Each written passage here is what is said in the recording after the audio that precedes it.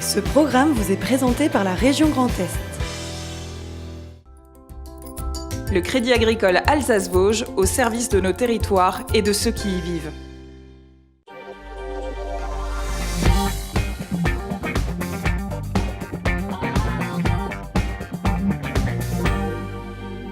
Madame, monsieur, bonsoir, bienvenue pour une heure d'actualité, c'est 100% Alsace, 100% régional avec Sabrina Keller, femme de foot, la présidente, que nous recevrons dans quelques instants, et son invité, Franck Signorino, pour Positive Football.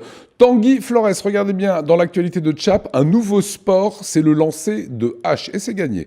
On parlera avec Christophe Helder de son nouveau livre Galette, vous allez littéralement vous régaler. Et le professeur Israël Nizan sera notre invité. On parlera de PMA et de GPA. Tout cela, c'est après le JT présenté par Anna Britz.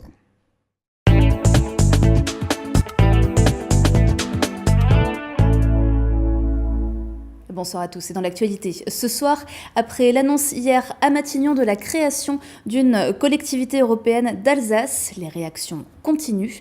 Les premières neiges sont tombées ce week-end direction la station du Schnepfenried qui se prépare à la saison hivernale. Et puis à la veille d'Halloween, le château du Hollandsbourg propose des animations pour se mettre dans l'ambiance. Mais pour commencer donc, à peine née, la collectivité européenne d'Alsace suscite déjà beaucoup de réactions. Petit résumé des annonces d'Édouard Philippe hier à Matignon avec Nora Boirio.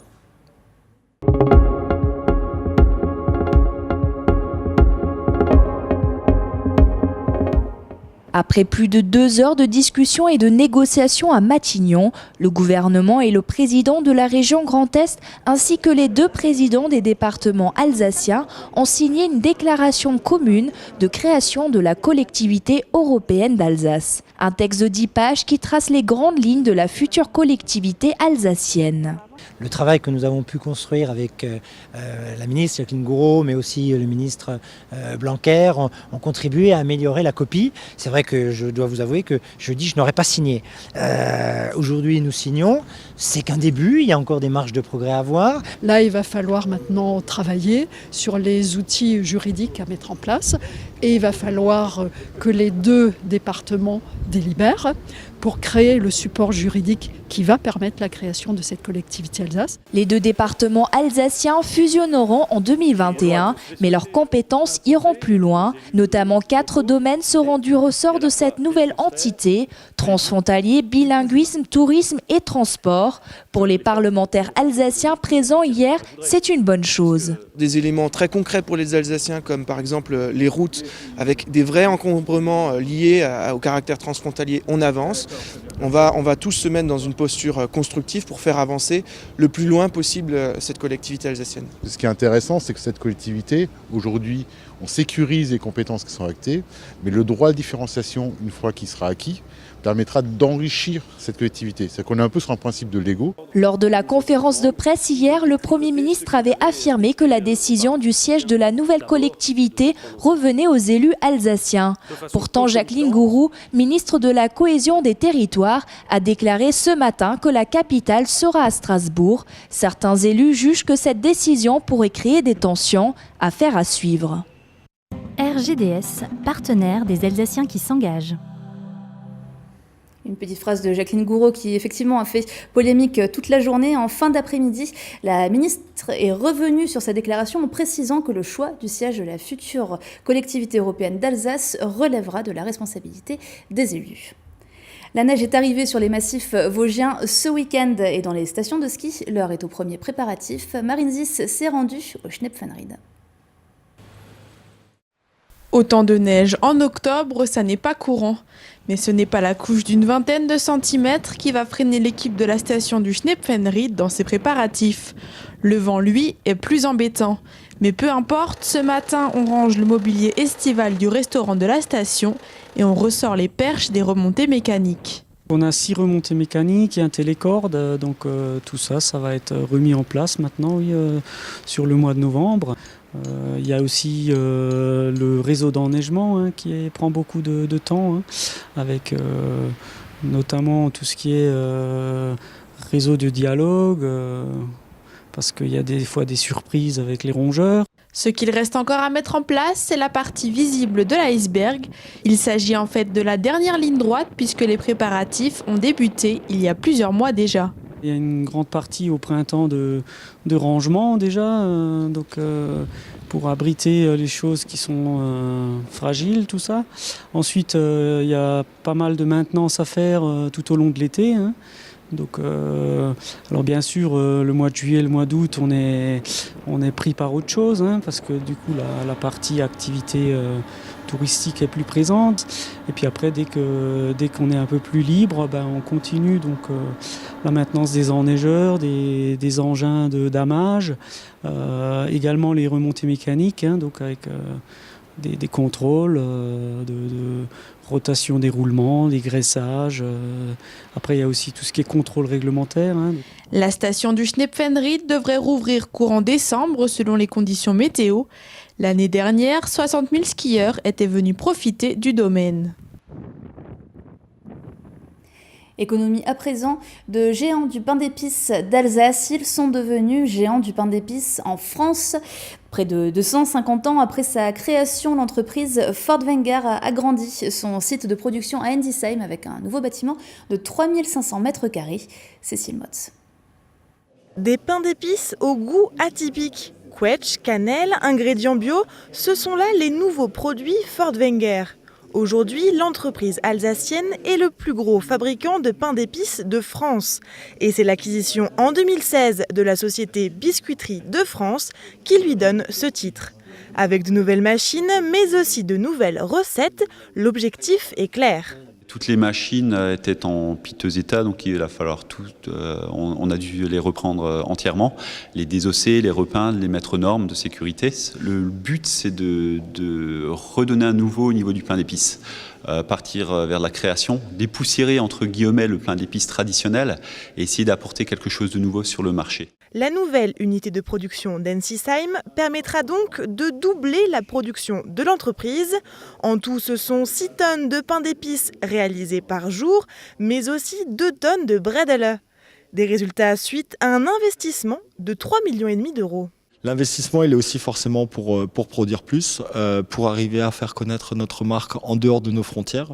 On a prévu d'investir 400 000 euros en 4 ans, donc 100 000 euros par an, pour promouvoir en fait nos produits à l'étranger, à travers des salons, à travers de la prospection, de la visite de prospects. L'étranger, pourquoi ? Tout simplement parce qu'aujourd'hui, je pense que c'est vraiment ce qui peut nous permettre en fait, de valoriser encore un peu plus nos produits, de faire aimer nos produits au-delà des frontières. Les nouveaux produits Fordwenger seront commercialisés avant les fêtes de fin d'année. Bredele et pain d'épices à découvrir avant Noël. Après la neige et les pains d'épices, parlons maintenant d'Halloween, c'est demain. Et si vous souhaitez pimenter ces quelques jours de vacances, vous pouvez vous rendre au château du Hollandsbourg qui propose quelques animations tout à fait effrayantes. Fanny Kunz.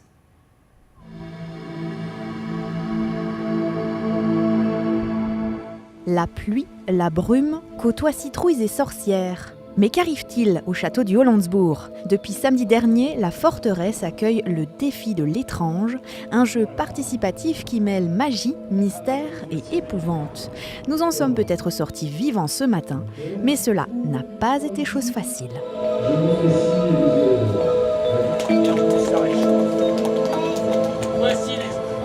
Nous avons une sorcière qui a envoûté le château et qui a jeté un sortilège à toutes les personnes qui arrivent ici. Ce sortilège, pour s'en délivrer, les personnes devront passer sur différents défis et réaliser donc ce jeu d'énigmes qui leur permettra de découvrir la conjuration et donc de sortir du château. À peu près entier ou à moitié vivant, on ne sait pas. Alors que nous sortons indemnes du festin de l'oncle Fétide, nous nous rendons chez la sorcière Malicia qui ne rigole absolument pas avec les visiteurs. Toi qui essaies de te faire passer pour une princesse, je sais que tu es une vraie sorcière. Dépêche-toi, avance, Le parcours proposé dans le château exploite de nombreux recoins et oblige les visiteurs à s'engouffrer dans les lieux les plus mystérieux. L'idée, c'est de découvrir donc, ce monument de manière différente que d'ordinaire, où on propose en général la visite, la découverte de la muséographie. Donc ça permet aussi de découvrir des recoins insolites, mais surtout de permettre aux gens de s'amuser et de se faire plaisir tout en se faisant des petites frayeurs. Le château du Hollandsbourg restera encore la demeure de l'épouvante demain de 10h à 17h. Alors si goûter des criquets ou chercher des ossements ne vous effraie pas, le défi de l'étrange sera pour vous un parcours de santé.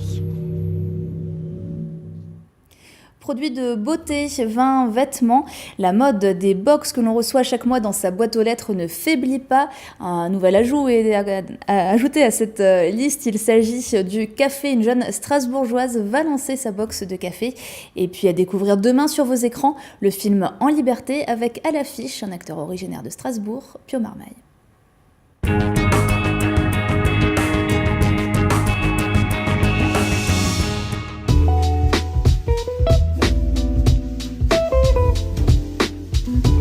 Chez Delphine, 27 ans, la douce odeur du café imprègne les murs. Cette jeune strasbourgeoise, passionnée de café, s'est lancée un défi, commercialiser une box mensuelle sur le café. Le principe, faire découvrir un univers et des saveurs. La box s'ouvre comme ceci. Il y aura un sachet de café de 250 grammes, ce qui correspond à peu près à cette taille-là, et un petit livret explicatif où je vais rédiger une présentation du café, du torréfacteur en question, des conseils de dégustation, enfin voilà, un petit carnet avec plein de choses sur le café en question et comment l'utiliser chez soi. Tous les mois, elle proposera une nouvelle gamme de café de spécialité en se fournissant auprès de torréfacteurs français. Le café de spécialité, par opposition à celui que l'on trouve dans la grande distribution, est cueilli, trié et lavé à la main, puis torréfié selon son origine. Le café de spécialité en France, on ne le trouve pas forcément partout, déjà pas en grande surface. Il faut aller dans les coffee shops et les coffee shops, il faut les connaître. Le café de spécialité, c'est un monde qui est encore trop peu connu, donc le moyen que j'ai choisi, donc la box, en fait, c'est vraiment de pouvoir avoir son café tous les mois à la maison. Moi, je fais la sélection pour mes clients. Après, ils auront la possibilité d'acheter le café aussi sur le site ou d'aller les acheter. Et finalement, quand on s'y intéresse un petit peu, on trouve facilement les coffee shops et ensuite aller les acheter par eux-mêmes. À force de fréquenter des coffee shops, Delphine s'est prise de passion pour cette boisson en 2015 et elle en a même fait son métier barista. Pour elle, si la plupart des gens boivent du café, peu le dégustent en connaisseurs. Le café, comme je disais, c'est un monde qui n'est pas connu parce que, comme dit, on le boit juste pour avoir son shoot de caféine le matin ou en journée ou pour tenir la journée au travail. Mais en fait, c'est une boisson vraiment à part entière qui a des goûts, qui peut se déguster tout comme une dégustation de vin où on recrache sa boisson pour pas avoir trop de caféine dans le sang. Et suivant les grains ou même avec un même grain, juste avec la façon de les préparer, on peut vraiment avoir des goûts différents. Avec plus de 43 arômes dans un café, soit bien plus que le vin, il y a de quoi se faire plaisir. Les premières boxes seront mises en vente dès novembre.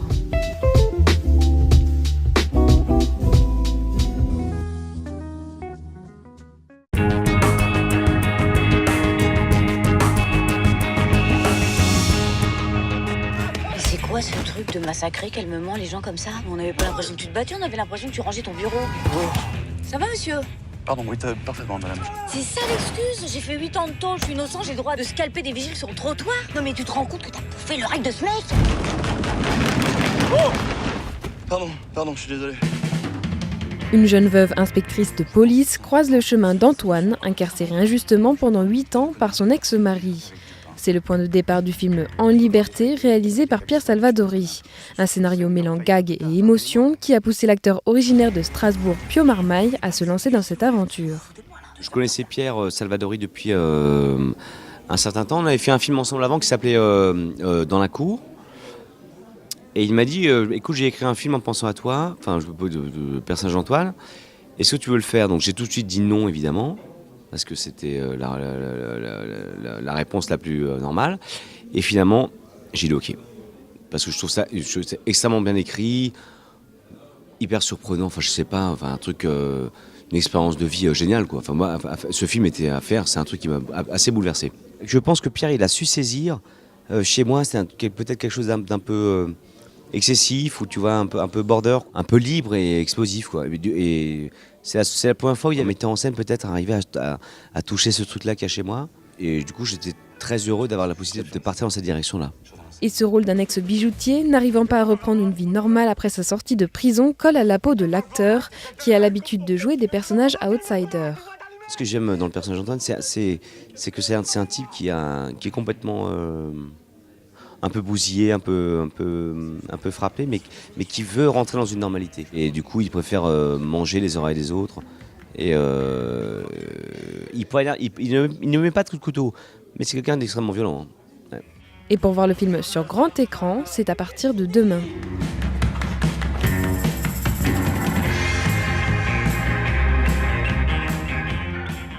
Et on finit avec l'image du jour, elle est signée d'Oliviane. Quel logo pour la future collectivité européenne d'Alsace? L'acronyme CEA est déjà très répandu. Il y a bien sûr le commissariat à l'énergie atomique, mais aussi une entente agricole, des détectives privés, de l'esthétique automobile, une école anglaise, des acheteurs d'électronique et même les entrepreneurs d'Anjou. Le nom de domaine CEA.Alsace est lui toujours disponible. Et ça ne fait évidemment que commencer. Merci Anna pour l'information. On accueille le plateau Alsace 20. Tanguy Flores, venez nous rejoindre. Sabrina Keller, Christophe Felder, le célèbre pâtissier. L'invité de Sabrina qu'on découvrira, Franck Signorino. Et évidemment, le professeur Israël Nizan. Venez professeur, un dossier consacré à la PMA dans quelques instants. Prenez place, on passe juste par le temps en Alsace. Vous avez remarqué qu'il fait un petit peu frisqué. C'est Sada qui nous en parle. Regardez la météo du jour avec Vialis, opérateur TV, Internet, téléphonie 100% alsacien et passez de bons moments sur la fibre optique Rosas.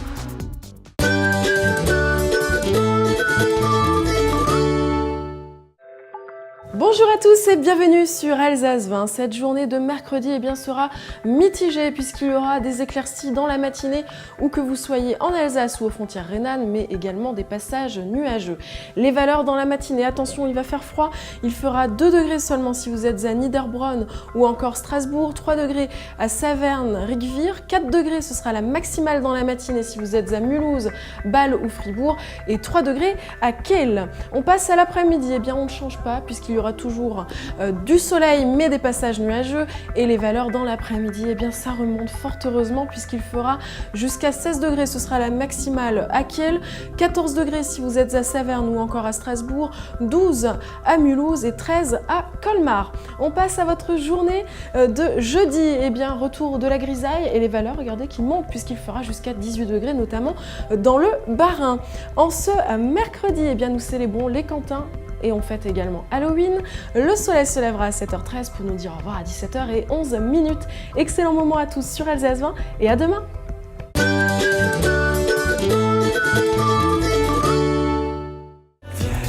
C'était la météo du jour avec Vialis, opérateur TV, Internet et téléphonie 100% alsacien. Et le professeur Israël Nizan est notre invité. Soyez le bienvenu, professeur, gynécologue obstétricien. Également, en Alsace, on vous connaît bien comme président du Forum européen de bioéthique. On parle de PMA ce soir, car fin novembre, le gouvernement doit présenter un projet de loi sur la PMA, procréation médicalement assistée, mais qui est également appelée assistance médicale à la procréation. Et l'an passé, juillet 2017, le Comité consultatif national d'éthique se prononçait en faveur de la PMA pour les femmes seules et les couples de femmes homosexuels. Ça veut dire aujourd'hui, qu'est-ce qu'on peut dire, qu'il n'y a plus de frein à voter enfin cette loi? Ça veut dire que le gouvernement s'apprête à suivre un consensus national avec une très grande majorité de Français favorables à ce que nous ne soyons plus le seul pays isolé en Europe où un couple de femmes ne puisse pas bénéficier d'un don de sperme comme le fait un couple où l'homme n'a pas de sperme et où les femmes ne soient pas obligées d'aller à l'étranger pour obtenir de l'aide de centres qui sont nombreux et qui sont efficaces. Figurez-vous que la sécurité sociale paye des femmes pour aller obtenir en Espagne ou en Belgique des procédures. La Sécu française paye. La Sécu française paye plus de 1 500 € par procédure.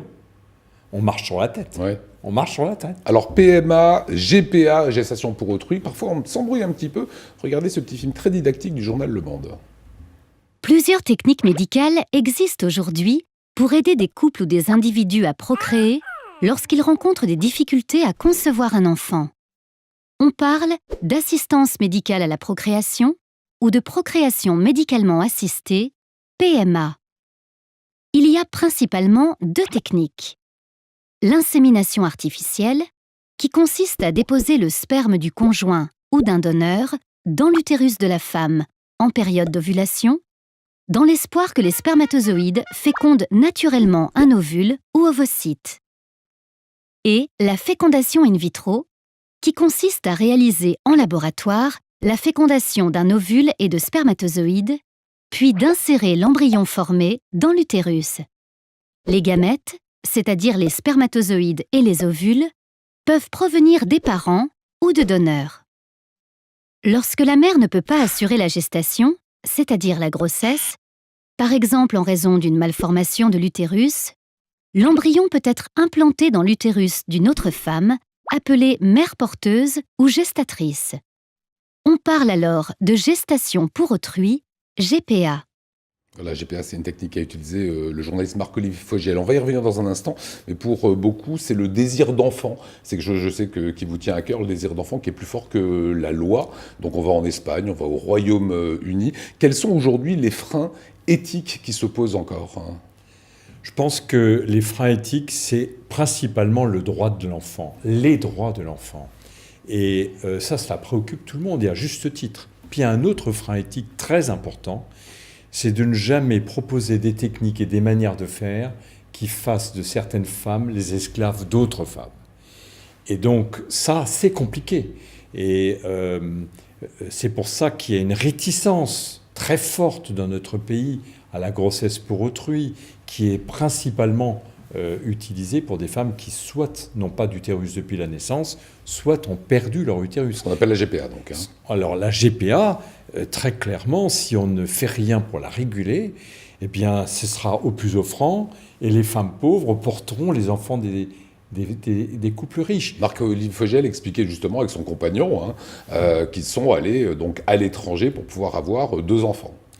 Et moi, je préférerais, plutôt que de dire non complètement à la GPA, qui entraîne par la prohibition tout un tas d'effets pervers et pousse les Français vers des réseaux étrangers qui sont des réseaux commerciaux, je préférerais qu'on ait le courage d'assumer ça en France, dans des bonnes conditions éthiques, en vérifiant que les femmes qui vont porter pour autrui ne le fassent que pour des raisons éthiquement acceptables et pas pour des raisons financières exclusives. Quand on interdit tout, la prohibition, on sait ce que ça donne. La France interdit tout. Donc les gens vendent la maison et vont le faire aux États-Unis dans des conditions effroyables. Je préfère qu'on ait le courage d'affronter les choses et de le faire proprement chez nous. Je vais vous donner un exemple. La greffe d'organes. Il y a des endroits où on vole les organes pour les greffer à des gens riches. Est-ce que ça nous a dispensé de faire la greffe proprement chez nous? Il y a des endroits où on vole des enfants pour les revendre en Occident. Est-ce que ça nous a dispensé de faire l'adoption proprement chez nous? Eh bien, il en va de même pour les techniques de reproduction. C'est pas parce qu'il y a des réseaux dégoûtants en Inde, en Ukraine et un peu partout dans le monde qu'on doit y pousser toutes les femmes de France qui sont confrontées à l'absence d'utérus. Vous proposez une commission de la parentalité. C'est quoi? C'est votre idée? Comment ça marche? Qu'est-ce qu'il y a dedans? Alors l'explication est très simple. En France, on interdit tout. Ça ne va pas. En Californie, on permet tout. Ça ne va pas non plus. Qu'est-ce qu'il y a au milieu? Le cas par cas. Qui décide du cas par cas? Pas les députés, pas les sénateurs. Les Français.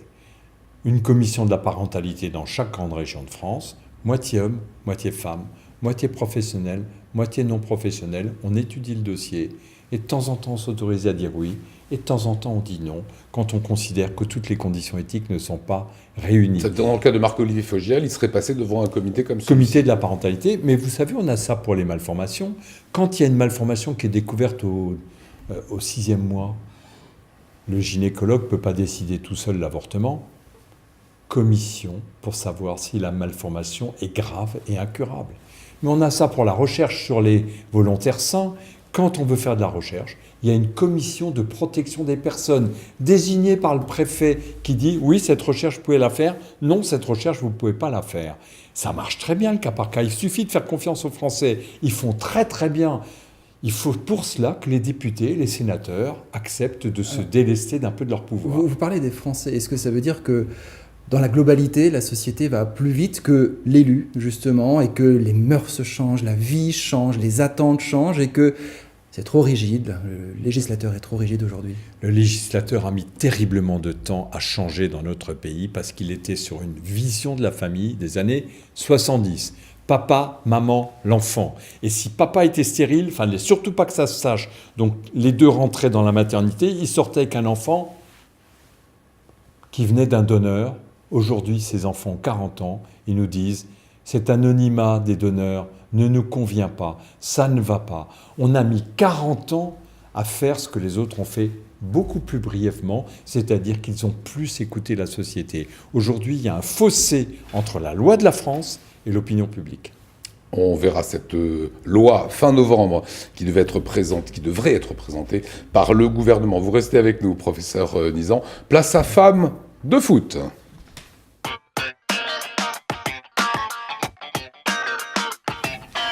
Et Sabrina Keller, chaque mardi, vous nous présentez une personne exceptionnelle. On peut le dire comme ça. Ouais, une personne exceptionnelle, des initiatives exceptionnelles, généreuses. Et ce soir, on parle quand même de football. Hein. Bah Je oui. reviens. Femme de foot. Hein. Mais on va parler sur le terrain de la générosité. Rendre au métier de footballeur ses lettres de noblesse. Ça, c'est tout un programme qui est proposé par Positive Football, dont j'accueille ce soir le délégué Grand Est, Franck Signorino. Alors, il y a des amateurs de foot. Christophe Felder. On connaît Franck sur les terrains, longtemps messin, c'est ça? C'est ça, formé au FC Metz. Oui. Et d'autres clubs, l'Espagne. Oui, l'Espagne, le Stade de Reims plus récemment, Nantes également, pour terminer ma carrière au FC Metz dans la région de mon épouse. Nul n'est parfait, c'est comme ça. Franck, vous êtes tout jeune retraité, en pleine reconversion. Quand je serai grand, je serai footballeur. Oui, mais vous allez voir que les parents ne veulent pas forcément que les garçons deviennent footballeurs. Donc vous êtes jeune retraité, vous êtes au sein de l'UNFP, c'est l'Union nationale des footballeurs professionnels. Mm-hmm. Quelle est votre mission aujourd'hui? Donc ma mission, comme le nom l'indique, c'est délégué à l'engagement sociétal. Je vais être dans l'accompagnement du joueur quant à son implication, son désir de s'investir au service de la société par la cause dont il aura choisi, pour laquelle il voudra œuvrer en fonction de sa personnalité, son degré d'investissement qu'il aura choisi. On va lui trouver un projet sur mesure qui l'aidera à s'épanouir en tant qu'homme, mais aussi qui aidera sa cause, les aider, les aidants qui travaillent dans l'ombre, et on aidera sa cause à rayonner sur le plan médiatique. Je vais donner quelques chiffres. 20% des joueurs professionnels sont engagés dans des actions sociétales. 60% de ceux qui ne le sont pas sont prêts à rejoindre une cause ou à monter leur propre association. Et pour 82% des Français, ils considèrent que les joueurs de foot ont un devoir d'exemplarité. Alors qu'est-ce que va faire Positive Football pour les aider à s'installer dans la société, à se réinstaller au cœur de la société? Concrètement, on va mettre les moyens afin de justement mettre en œuvre leur désir de s'impliquer, en leur donnant du temps, en les comprenant, en les assistant dans leurs causes respectives. Comme je disais, ce sera mon rôle sur le terrain, mais en même temps, on va leur donner les clés de réussir à aider autrui et à ce que la société se retrouve dans l'aspect humain du footballeur. Il y a notamment un joueur, je crois, nantais, qui souhaite, lui, créer un orphelinat. Concrètement, on a un joueur, Prince Onyangé, qui est canet, qui lui souhaite ouvrir un orphelinat au Congo. Malheureusement, pour lui, il n'a pas le temps, ni les connaissances, ni les moyens de s'investir totalement dans cette cause. Nous, on va être un relais. Un support. On va lui donner les ficelles afin de s'épanouir et d'arriver à concrétiser son projet. Alors, Positive Football, c'est un mouvement inclusif et universel qui permet de valoriser tout ce que le foot fait de bien. Pourquoi le joueur de foot, il a besoin aujourd'hui de redorer son image? Elle n'est pas bonne?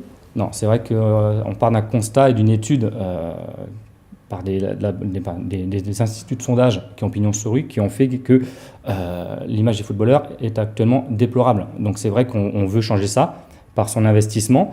Et c'est vrai que, par exemple, je donne un chiffre, simplement 17% des parents rêveraient aujourd'hui que leurs gamins deviennent footballeurs. Pas plus. C'est pas énorme. Pas plus. D'accord. C'est l'image. C'est l'image. C'est l'image du footballeur à redorer, donc ça sera la conséquence. Mais on veut montrer ce que les joueurs font de bien et ne pas s'enterrer dans des clichés dont vous verrez peut-être après un clip. Eh ben justement, je vous propose, Franck, qu'on le découvre maintenant. Les clichés, les idées reçues sur les footballeurs. Regardez. C'est vrai, les footballeurs font très attention à leur image. C'est vrai, les footballeurs aiment donner des leçons. Les footballeurs aiment les soirées mondaines, c'est vrai. Et oui, c'est vrai, les footballeurs aiment les grosses cylindrées. C'est vrai, les footballeurs ne mettent pas toujours la langue française à l'honneur. C'est vrai aussi, les footballeurs veulent toujours plus d'argent.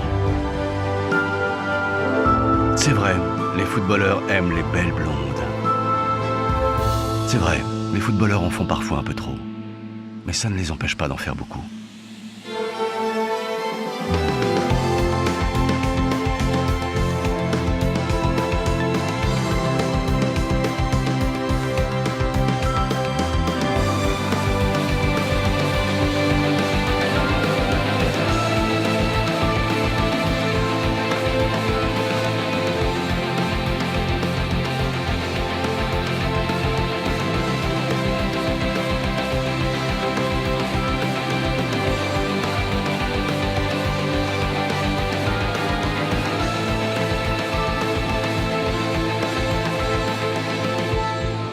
UNFP, tous unis pour un football plus juste.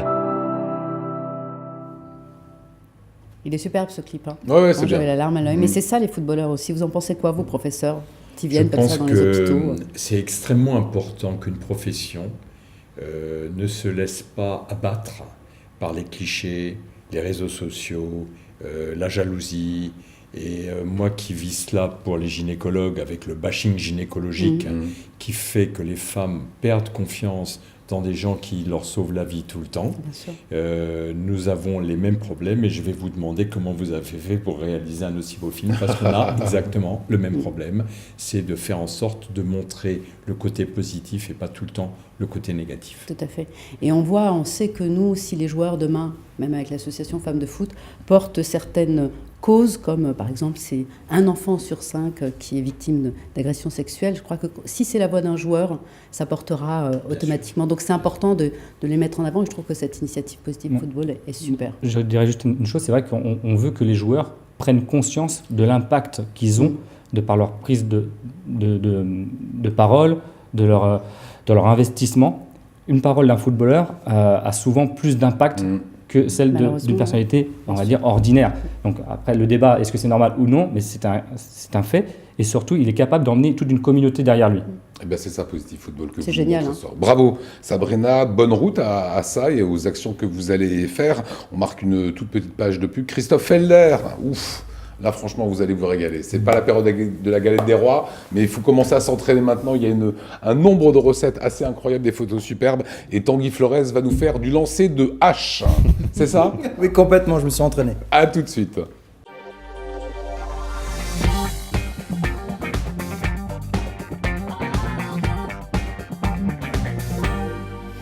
Et avec nous sur ce plateau, Christophe Felder pour son nouveau livre Galette. Ça va, Christophe?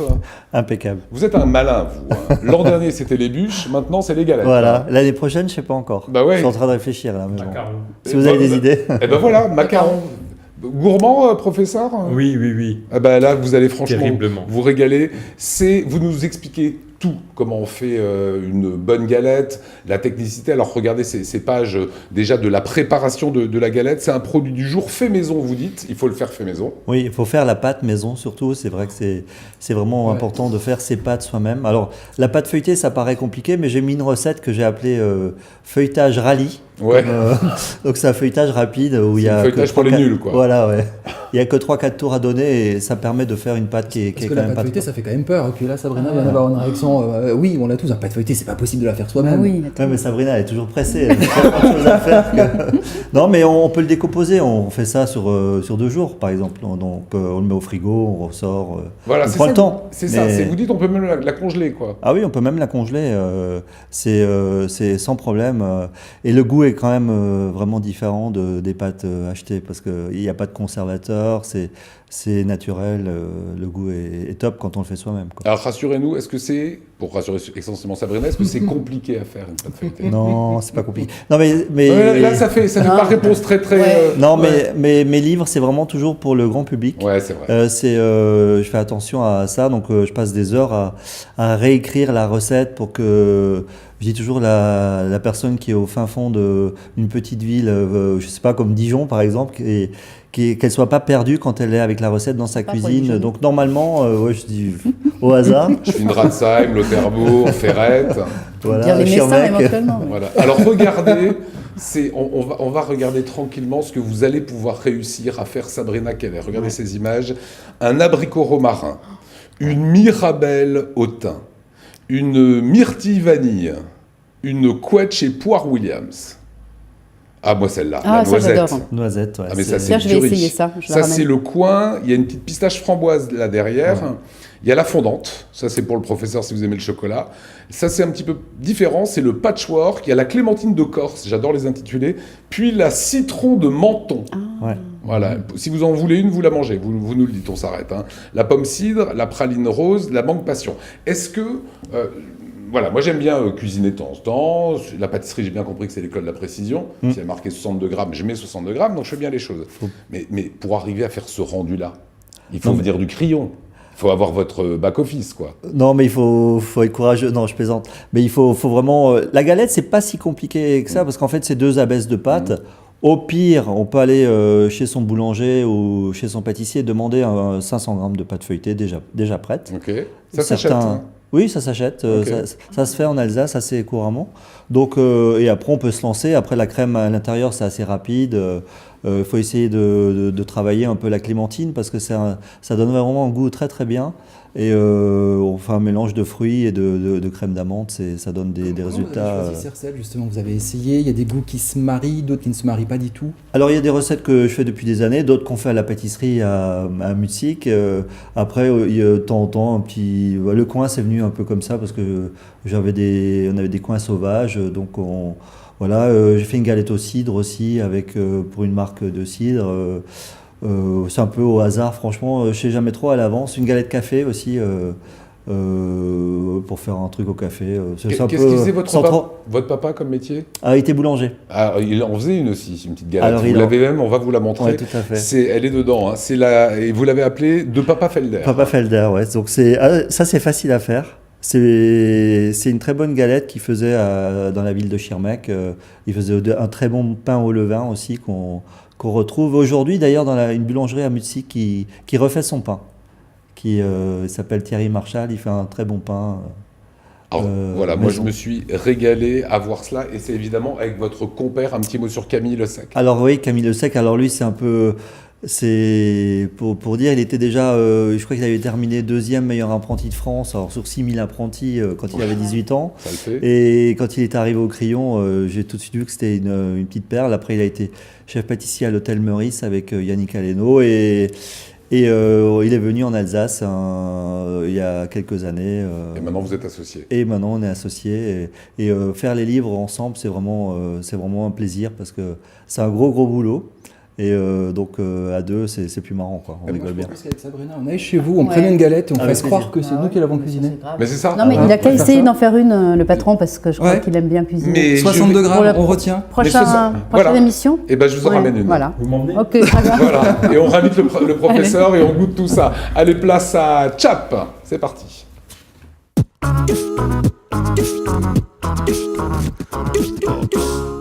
Il y a une nouvelle salle de sport qui a ouvert à Strasbourg, dans le coin d'Haute-Pierre, il y a à peu près un mois.